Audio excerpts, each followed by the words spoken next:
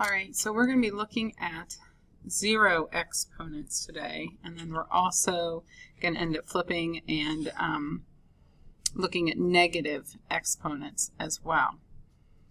So the first step says we're going to rewrite this expression as repeated multiplication. So I'm going to do 4 times 4 times 4. I'm also going to 4 times 4 times 4 on the bottom. Now we know when we have the same thing on the bottom as we do on the top, I'm going to end up with the same number. So this is going to end up being 64 over 64, which reduces to 1, or simplifies to 1.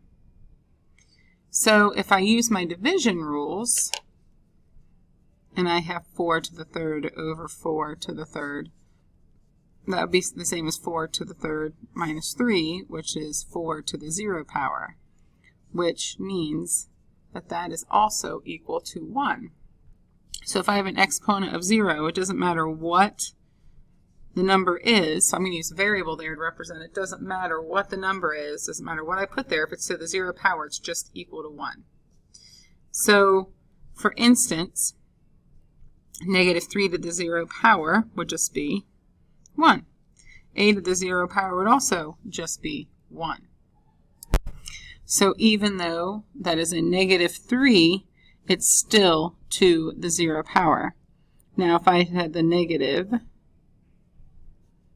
out front like so, even if this was negative in here, that would be the opposite of 1. That would be the only way we would get a negative 1, is if we had a negative on the outside. And like I said, it doesn't matter if that was positive, I would still end up with positive 1 here, but then that would make it a negative. But if it's like this, just equal to 1. Let's take a look at some of these down here. F to the x0 power, well, x to the 0 power is equal to 1, so that ends up being 5 times 1, which is just 5. Our next one over here, I'm going to have 9 to the x times 5. Well, y to the 0 equals 1, so that's like times 1 over 3x squared. Well, multiplying by 1 doesn't do anything.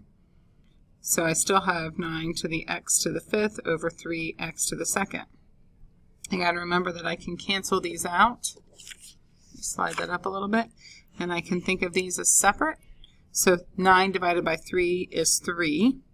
And then I can think of this as x to the 5 minus 2, which is the same thing as x to the third. So it ends up being 3x to the third when I'm all done simplifying there. Our next one here, we have 5. X to the 0 means times 1, y to the third, times 2, y to the fourth.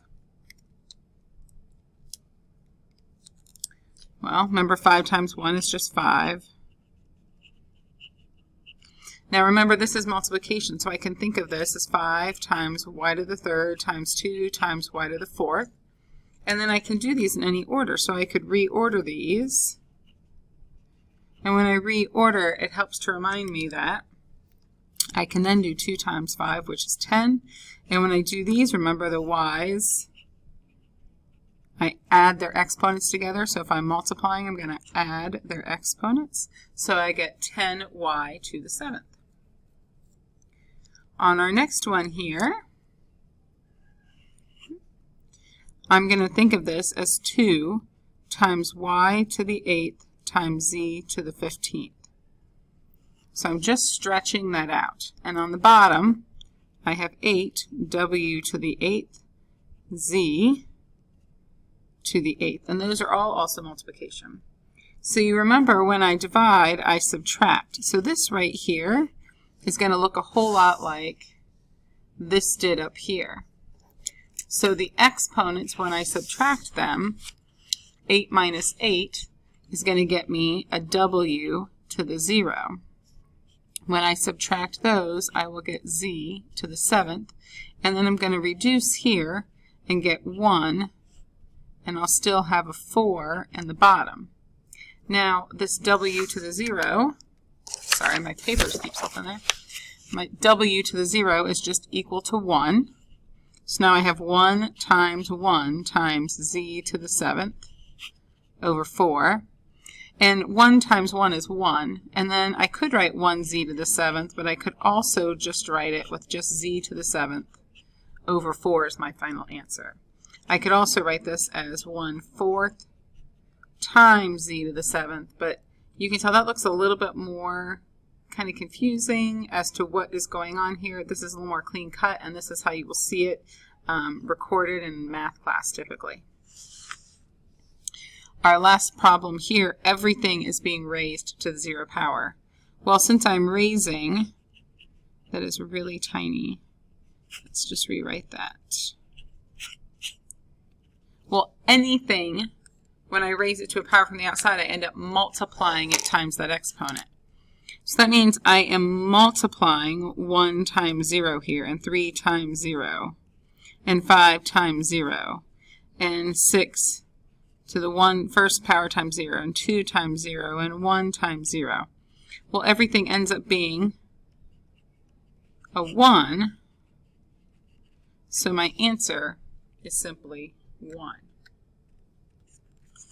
So that is how you think of exponents when we're talking about a 0 as an exponent.